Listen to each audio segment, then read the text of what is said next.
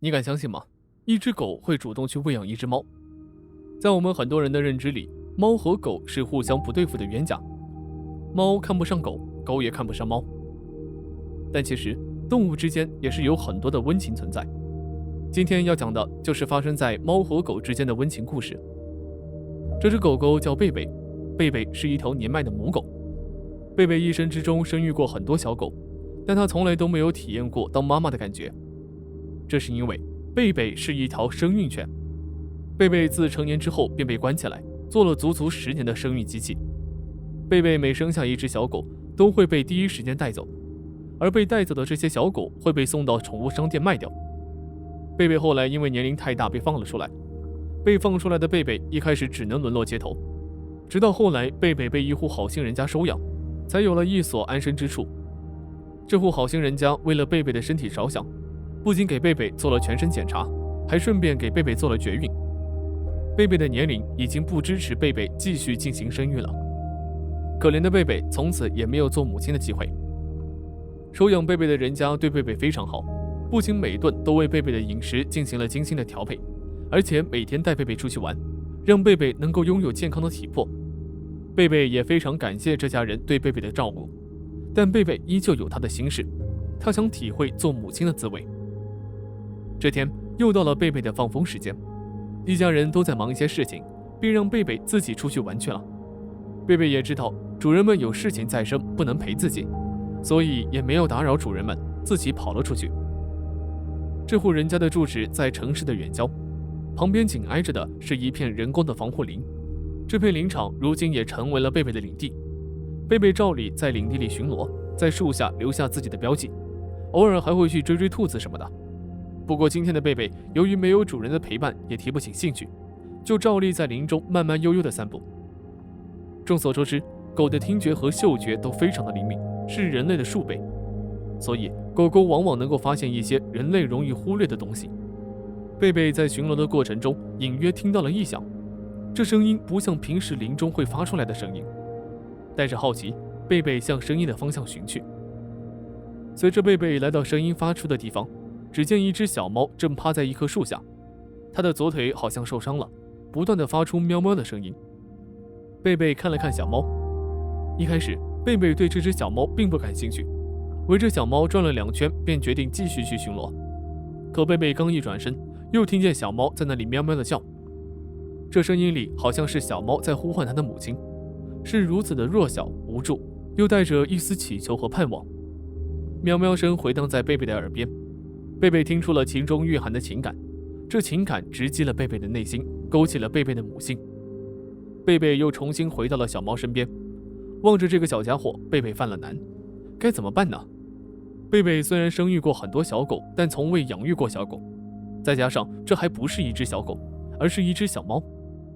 贝贝一时之间根本不知道怎么办。最后贝贝听从本能的指引，轻轻地用嘴将小猫叼起，往家的方向赶去。当主人忙完自己的事情，走出房门想要看看贝贝情况，映入眼帘的场景让主人有些失神，随即不禁笑出声来。只见院子里的台沿上，贝贝趴在那里，而在贝贝的怀里，一只灰色的小猫蜷缩成一团，与贝贝看向同一个方向。贝贝见到主人走出来，汪了一声，主人连忙上前查看，也发现了小猫的伤势。主人想上前抱起小猫，可小猫对主人的触碰十分的抵触，一碰就炸毛。主人没办法，只好让贝贝带着到了车上，一起前往宠物医院。待到治好之后，回到了家。主人原本想让小猫回归山野，可贝贝却把主人拦了下来。没有办法，主人也只好再为家庭新添一员。小猫也是非常黏着贝贝，贝贝走到哪儿，小猫就跟到哪儿。贝贝吃饭，小猫也吃；贝贝睡觉，小猫也睡，而且还必须挨着贝贝。贝贝也终于体会到了做母亲的感觉。如今小猫逐渐长大，虽然对主人一家不再排斥，但平日里还是喜欢黏着贝贝，而贝贝到哪儿也会带着这个小跟屁虫。贝贝依旧每天都会巡视自己的领地，而小猫则跟在贝贝身后，好像也有那么几分领主的模样。这2只过得可谓好不幸福，他们遇到了彼此，也成为了彼此的救赎，美好的就像是一个童话故事。下面这个故事同样是狗妈妈抚养小奶猫的故事。流浪狗米洛与贝贝不同，它从小就浪迹在街头，无拘无束。但有一点，米洛与贝贝是一样的，就是他有一颗想要成为母亲的心。米洛被救助者发现时已经临近生产，救助者将米洛带到救助中心。米洛或许知道救助者能够为自己的孩子提供更好的环境，也没有抗拒。但不幸的事情还是发生了，米洛早产了。米洛生孩子的时间比原定的计划生育时间提早了1周。救育者们都非常的为米洛担心，也为米洛肚子里的孩子担心。他们认为这些早产的小狗存活下来的概率非常的小。事实上，也正如他们预料的那样，这些早产的小狗很快就全部死去了。救助者们不忍心让米洛得知真相，可又怎么瞒得过成为母亲的米洛呢？米洛陷入巨大的悲痛之中，每天都哀嚎着寻找自己的孩子，在救助中心到处走动，似乎他并没有失去他的孩子，只是把他们弄丢了。救助者们看到陷入悲伤之中的米洛，也非常的心疼。很快，救助者们想到了一个好点子，上网求助，寻找一些没有母亲的小狗，让米洛来抚养。可令救助者们失望的是，他们并没有找到需要喂养的小狗，反而找到了3只需要喂养的小猫。秉着破罐子破摔的心态，救助者们将小猫们带到了米洛的跟前。他们不确定米洛是否能够接受这些与他不是一个种族的小家伙们，但好像失去孩子的母亲与失去母亲的孩子之间有着无形的联系。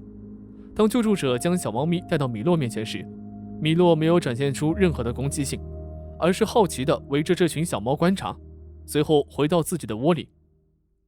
救助者先将一只小猫放到米洛的面前，让米洛去闻了闻。米洛并没有排斥小猫的靠近，小猫慢慢地爬到了米洛的怀里。救助者看到这样的场景，接着将第2只、第3只小猫都放到了米洛的小窝上。3只猫宝宝好像已经开始吸米洛的奶了，而此时米洛的眼里充满了慈祥温和的母爱。